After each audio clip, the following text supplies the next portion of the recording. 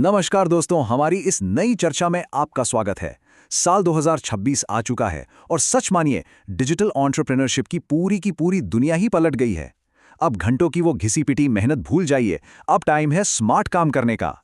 आज हम एक बेहद ही शानदार और नई रणनीति को डिकोड करने वाले हैं, यानी कैसे हम एआई पावर्ड डिजिटल प्रोडक्ट्स बना सकते हैं और उन्हें बेच सकते हैं। इस नए तरीके ने मार्केट को कैसे रातों रात बदल दिया है, आइए समझते हैं। तो आज के हमारे इस रोड मैप में हम क्या क्या कवर करेंगे। सबसे पहले देखेंगे द मैक्रो शिफ्ट, फिर बात करेंगे आज के टॉप डिजिटल प्रोडक्ट्स की, उसके बाद तेज एआई निर्माण के तरीके, फिर समझेंगे सही प्लेटफॉर्म कैसे चुने, ऑटोमेटेड मार्केटिंग और सेल्स कैसे काम करती है, और सबसे आखिर में मानवीय मूल्य का फायदा। चलिए बिना देरी के शुरू करते हैं। शुरुआत करते हैं हमारे पहले भाग से, macro shift the new creative economy. अब जरा इस आंकड़े को देखिए, 90 से 100%, है ना कमाल। डिजिटल प्रोडक्ट्स इतने शानदार प्रॉफिट मार्जिन देते हैं क्योंकि देखिए, इसमें न तो कोई गोदाम चाहिए, न कोई इन्वेंट्री, और शिपिंग का तो कोई खर्च ही नहीं है। एक बार आपका प्रोडक्ट तैयार हो गया तो समझ लीजिए उसके बाद होने वाली हर एक सेल लगभग सीधा आपका मुनाफा है, लिटरली जीरो ओवरहेड। और बाजार किस तरफ जा रहा है, ये समझना हमारे लिए बहुत ज़रूरी है। ये डेटा हमें साफ साफ बता रहा है कि जनरेटिव एआई रेवेन्यू के एकदम नए रास्ते खोल रहा है। लेकिन यहाँ एक कैच है। जो क्रिएटर्स इस तकनीक से दूर भाग रहे हैं या इसे अपना नहीं रहे हैं, उन्हें एआई की वजह से अपनी आय का 24% तक नुकसान उठाना पड़ सकता है। मतलब तकनीक के साथ कदम से कदम न मिलाना अब सबसे बड़ा रिस्क बन चुका है। खैर, सबसे दिलचस्प बात तो यह है कि पेशेवर लोग एआई का इस्तेमाल खुद को रिप्लेस करने के लिए नहीं कर रहे हैं। आप देख सकते हैं कि 72% मामलों में एआई का इस्तेमाल सिर्फ हमारी इंसानी क्षमताओं को और बेहतर बनाने के लिए, यानी ऑगमेंट करने के लिए किया जा रहा है, इसे पूरी तरह ऑटोमेट करने के लिए नहीं। मतलब असली जादू इंसान और मशीन के एक टीम की तरह काम करने में है। चलिए अब आगे बढ़ते हैं हमारे दूसरे भाग की तरफ, आज के टॉप डिजिटल प्रोडक्ट्स, यानी 2026 में आखिर बिक क्या रहा है। तो देखिए, prompt packs, digital planners, micro courses, custom GPTs और ई बुक्स। आज के मार्केट में निश यानी विशिष्टता ही आपकी सबसे बड़ी ताकत है। उदाहरण के लिए, एक normal chat GPT prompt pack शायद उतना न बिके, लेकिन अगर वही प्रॉम्प्ट पैक खास तौर पर रियल एस्टेट एजेंट्स के लिए बनाया गया है तो वो बहुत ज्यादा कीमत पर बिकता है। सीधी सी बात है, प्रोडक्ट जितना ज्यादा टारगेटेड होगा, मुनाफा उतना ही तगड़ा होगा। अब अगर आप एकदम जीरो से शुरुआत नहीं करना चाहते हैं तो लाइसेंसिंग की दुनिया को समझना गेम चेंजर साबित हो सकता है।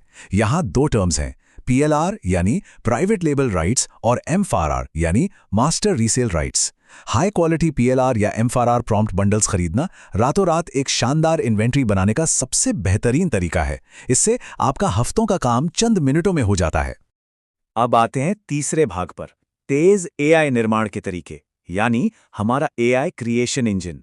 ये वर्कफ्लो सच में कमाल का है। देखिए कैसे काम होता है। सबसे पहले क्रिएटर्स अपने फ़ोन पर सिर्फ बोलते हैं और अपने ज्ञान और आइडियाज़ रिकॉर्ड कर लेते हैं। इसे हम ऑडियो ब्रेन डंप कहते हैं। फिर एआई उस बिखरे हुए ऑडियो को एक बहुत ही साफ और स्ट्रक्चर्ड आउटलाइन में बदल देता है, और आखिर में उस कंटेंट को सीधे कैनवा या किसी बने बनाए टेम्पलेट में ड्रॉप कर दिया जाता है। बस आपका पूरा डिजिटल प्रोडक्ट कुछ ही घंटों में, या यूं कहें कि मिनटों में तैयार। जरा पुराने दिनों को याद कीजिए, जब फॉर्मेटिंग और डिजाइनिंग में ही हफ्तों लग जाते थे और रातों की नींद उड़ जाती थी। आज माई डिजाइन्स और इन्फ्लुएंस एआई जैसे टूल्स ने पूरी गेम पलट दी है। अब ईपा फॉर्मेटिंग और बल्क जनरेशन जैसे भारी भरकम काम सेकंडों में अपने आप हो जाते हैं। एक क्लिक और आपका प्रोडक्ट कई फॉर्मेट्स और सुंदर एआई मॉकअप्स के साथ एकदम रेडी है। ठीक है, तो प्रोडक्ट बन गया। अब हमारा चौथा भाग, सही प्लेटफॉर्म चुनना। मार्केटप्लेस बेहतर है या अपना खुद का ब्रांड? आइए समझते हैं। यहाँ हमारी रणनीति एकदम क्लियर होनी चाहिए। इस टेबल को देखिए, होशियार क्रिएटर्स क्या करते हैं? वो सबसे पहले गमरोड या एटसी जैसे मार्केटप्लेस पर अपने प्रोडक्ट्स को टेस्ट करते हैं। क्यों? क्योंकि वहाँ पहले से ही खरीदारों की भीड़ है, वहाँ ट्रैफिक है। और फिर जब एक बार प्रोडक्ट हिट हो जाता है और चल निकलता है, तब वो शॉपिफाई जैसे प्लेटफॉर्म्स का इस्तेमाल करके अपना एक लॉन्ग टर्म ब्रांड बना लेते हैं। और हाँ, प्रोडक्ट को बेचने के लिए उसका डिस्क्रिप्शन बहुत मायने रखता है। यहीं पर पास फ्रेमवर्क काम आता है, प्रॉब्लम, एजिटेशन और सॉल्यूशन। पहले अपने खरीदार की सबसे बड़ी सिरदर्दी या प्रॉब्लम को पहचानिए, फिर उस परेशानी को थोड़ा और हाईलाइट कीजिए, यानी एजिटेट कीजिए, और लास्ट में अपने डिजिटल प्रोडक्ट को एक जादुई इलाज या परफेक्ट सॉल्यूशन की तरह पेश कर दीजिए।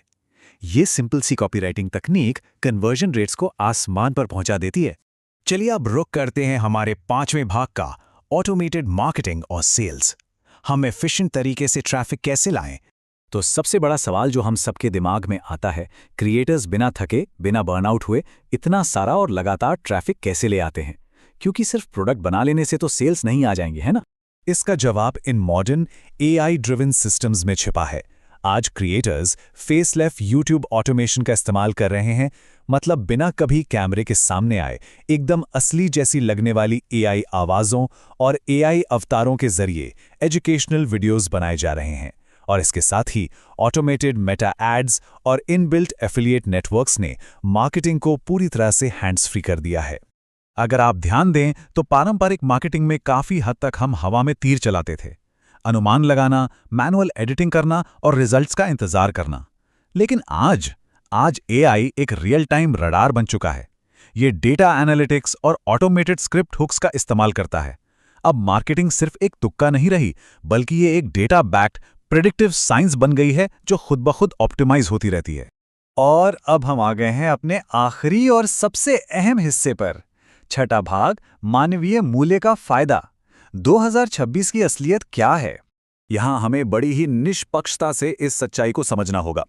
Amazon KDP जैसे बड़े प्लेटफॉर्म्स ने अब AI के इस्तेमाल का खुलासा करना अनिवार्य कर दिया है। आपको बताना होगा कि आपने AI यूज़ किया है। और सच तो यह है कि 100% AI से बने कंटेंट पर कॉपीराइट का दावा करना बेहद मुश्किल है। इसीलिए अपने कंटेंट में अपने खुद के इंसानी अनुभव, अपनी विशेषज्ञता की एक मजबूत परत जोड़ना अपने कॉपीराइट दावों को सुरक्षित रखने का सबसे बेहतरीन तरीका है। टूल्स बिजनेस नहीं बनाते, लोग बनाते हैं। ये लाइन हमारी पूरी चर्चा का सबसे बड़ा सार है।